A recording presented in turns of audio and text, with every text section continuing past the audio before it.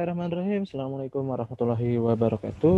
Selamat pagi, siang, sore, malam, kapanpun kalian menyaksikan video pembelajaran di channel Explore Biologi. Pada video kali ini kita akan masuk kepada bagian terakhir dari materi pengolahan makanan internasional prakarya kewirausahaan kelas 11. Video kali ini kita akan membahas tentang laporan kegiatan usaha makanan internasional. Di video atau di semester sebelumnya, saya sempat membahas tentang laporan kegiatan usaha makanan khas daerah. Secara konten atau secara isinya, nanti mungkin hampir sama atau bahkan tidak jauh berbeda. Tapi nanti karena objeknya ada perbedaan, yaitu sebelumnya makanan khas daerah, sementara sekarang makanan internasional, mungkin akan ada sedikit perbedaan nantinya. Oke, kita masuk ke bagian pertama. Kenalan dulu kita nih, apa sih laporan itu? Ya, secara definisi, laporan itu bisa dibilang sebagai segala sesuatu. Ya, laporan adalah segala sesuatu. Baik itu peristiwa ataupun kegiatan yang dilaporkan. Jadi, laporan adalah segala sesuatu yang udah kejadian dan dilaporkan. Ya, bentuknya apa atau berupa apa? Nah, biasanya ada dua, yaitu bisa berupa lisan. Ya, laporan kan biasa kalau kamu upacara kan biasa laporan tuh pemimpin atau pembina itu termasuk laporan. Tapi bisa juga tertulis. Nah, kalau tertulis yang kita akan pelajari sekarang adalah yang tertulis nantinya. Ya, dan yang harus digarisbawahi adalah ini terjadi atau dilaporkan berdasarkan fakta atau peristiwa yang terjadi. Ya. Nah, kita sudah tahu apa itu laporan. Selanjutnya, bagaimana sih misalnya apa sih manfaat dari kita membuat laporan kegiatan utamanya untuk makanan internasional? Tuh ya. Jadi seenggaknya ada 4 nih manfaat kenapa kamu dalam membuat kegiatan usaha ini harus membuat laporannya. Yang pertama, yaitu membantu kita sebagai wirausaha untuk mengembangkan usaha dan menguji strategi. Nah, ini penting ya. Karena belum tentu strategi yang kita terapkan itu akan langsung berhasil. Nah, di laporan ini bakal kelihatan. Apalagi kalau misalnya sudah beberapa strategi yang dijalankan. Itu nanti akan terlihat tuh di laporan tuh bagaimana perbandingannya gitu kan. Oh, ternyata mungkin strategi A lebih baik daripada strategi B. Tuh. Ya. Lalu yang kedua, membantu kita sebagai wirausaha untuk berpikir kritis dan objektif atas bidang usaha yang akan dijalankan. Nah, itu ciri-ciri dari wirausaha juga berpikir kritis dan objektif. Gak bisa kita jualan hanya karena kita ingin gitu. Tapi ternyata konsumen kita nggak ingin. Akibatnya jualan kita atau usaha kita tidak berkembang. Nah, kan nanti rugi jadinya gitu ya. Yang ketiga, sebagai alat komunikasi dalam memaparkan dan meyakinkan gagasan pihak lain. Nah, ini alat komunikasi untuk meyakinkan. Karena tidak jarang nih, kita sudah punya usaha, ya, usahanya itu ini sudah mempunyai awal yang baik, tapi kita butuh yang namanya pengembangan. Untuk melakukan pengembangan tersebut, kita butuh modal lebih, modal tambahan. Nah, modal tambahan itu bisa jadi kita dapatkan dari pihak lain. Nah, laporan ini bisa sebagai salah satu alat untuk kita menyampaikan. Ternyata terlihat di sini misalnya penjualannya naik sekian. Gitu. Atau misalnya dalam waktu beberapa bulan ternyata sudah diperoleh keuntungan berapa persen. Itu sudah terlihat di situ ya. Lalu yang terakhir, membantu meningkatkan keberhasilan kita para wirausaha. Itu manfaat. Ya, itu manfaat dari kita membuat laporannya.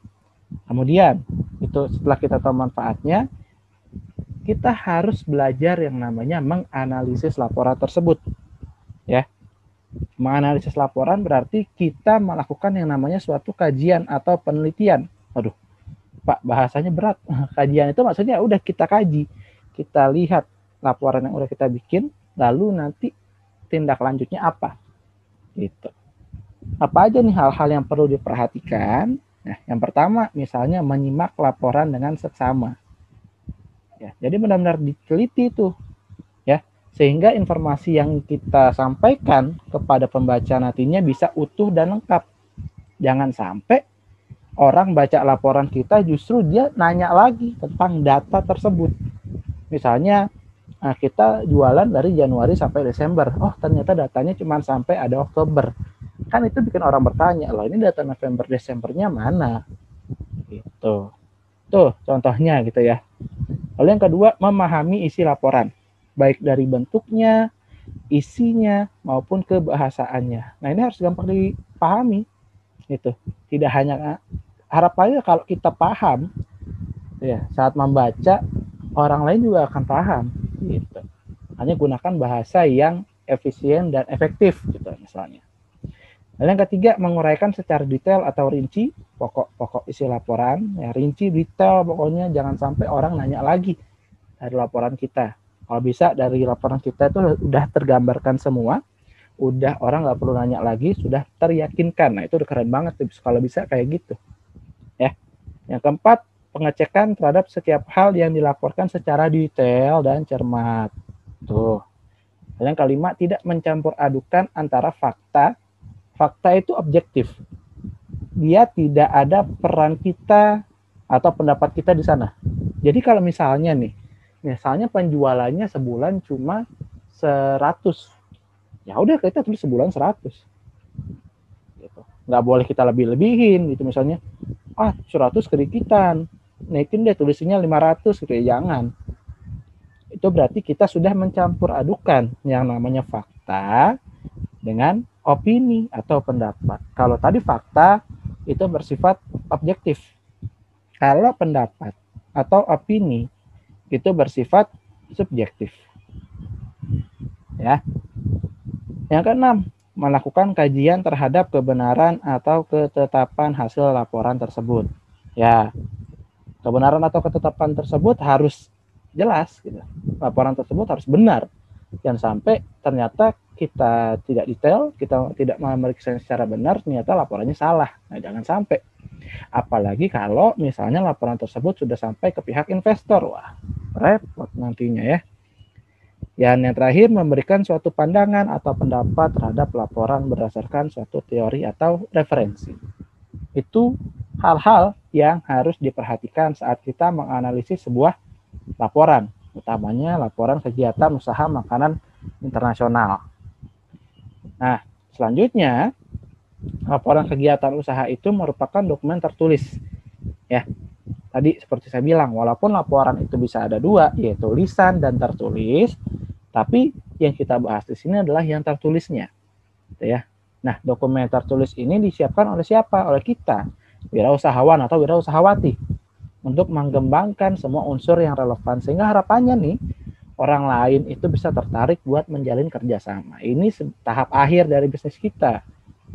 Maksudnya tahap akhir bukan setelah itu udah finish gitu, enggak. Tapi tahap akhir menuju tahap yang baru. Ya, kalau pengembangannya berhasil, orang lain tertarik untuk investor, wah udah. Bisnis kamu bisa punya banyak franchise gitu kan. Franchise itu kayak cabang-cabang. Gitu. Nah, terakhir, laporan harus memiliki format yang baik dan benar. Dan untuk sebuah laporan yang baik dan benar harus mengandung setidaknya 3 sifat. Ya, 3 sifat di bawah ini. Yaitu yang pertama, mengandung imajinasi. Apa tuh Pak imajinasi? Gini simpelnya. Dari laporan yang kamu berikan, gitu ya. Dari laporan yang kamu tuliskan lalu kamu berikan, itu hanya dengan membacanya, orang yang membaca sudah dapat membayangkan bagaimana usaha kamu. Gitu. Jadi misalnya, dia misalnya usaha buka makanan takoyaki. Usahanya di daerah Tebet gitu. Terus harganya misalnya 15.000 per porsi. Dari satu porsi itu untungnya sekian. Nah, itu udah kegambar. Gitu. Itu namanya mengandung imajinasi. Lalu yang kedua, laporan harus sempurna dan lengkap. Sempurna dan lengkap. Tadi udah saya ulang berkali-kali, jangan sampai orang nanya lagi tentang isi laporan kita.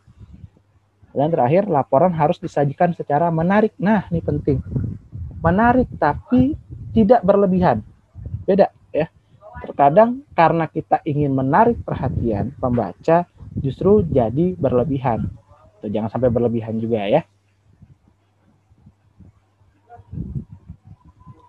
Dan terakhir, ini adalah pedoman sistematika dari penulisan laporan usaha yang baik. Pak, apakah harus seperti ini terus? Enggak. Tapi seenggaknya minimal banget ini yang harapannya ada di laporan usaha kamu. Gitu ya. Mulai dari cover, ini adalah bagian bab 0, kalau saya bilangnya bab 0, karena ini adalah bab yang bukan isinya, tapi dia menunjang. Kayak cover ya, masa nggak ada covernya, masa nggak ada bajunya gitu kan ya, baju dari laporan tersebut gitu. Kata pengantar bolehlah dimasukkan gitu kan sebagai pendahuluan atau basa-basi awal gitu. Nah, yang keempat nih atau 4 daftar ini perlu. Kenapa? Supaya lebih rapi laporannya ya. Mulai dari daftar isi, daftar tabel, daftar gambar, dan daftar lampiran ini perlu. Nah, selanjutnya ada 3 bab. Ya, seenggaknya ada 3 bab. Yaitu bab 1 pendahuluan, ya. Bab 2 isi, ya, isinya nih. Dan yang ketiga kesimpulan dan saran. Pendahuluan seenggaknya memuat 4 poin, yaitu latar belakang, tujuan kegiatan, kegunaan atau manfaat kegiatan, dan kajian teori. Itu. Kajian teori maksudnya apa tuh? Ya masukin aja misalnya takoyaki itu apa. Biar orang kegambar, oh takoyaki itu ternyata misalnya makanan dari Jepang. Ya biasanya menggunakan bahan baku apa-apa. Itu contoh kajian teori yang secara simpel aja. Ya. Lalu bab 2 isi utama laporan. Isi utama rencana kita mau ngapain? Saya rencana kita mau buka 10 cabang dalam 1 tahun. Oke. Proses pelaksanaannya gimana? Misalnya 1 bulan 1 cabang. Oke. Laporan keuangannya gimana? Dari yang sudah dijalankan. Nah, itu yang penting gitu ya. Karena ujung-ujungnya dari proses ini kan keuntungan gitu ya. Jadi harus transparan laporan keuangannya. Jangan ada yang disembunyiin gitu. Dan yang terakhir kesimpulan dan saran. Lalu setelah 3 bab itu biasanya sebagai pelengkap boleh ada atau sebaiknya ada daftar pustaka dan lampiran-lampirannya. Misalnya lampirannya itu kayak contohnya bon-bonnya dimasukin gitu ya, walaupun nggak semua gitu kan. Atau misalnya foto dari misalnya gambar usaha kita di beberapa tempat itu bisa dimasukin ke situ. Ya.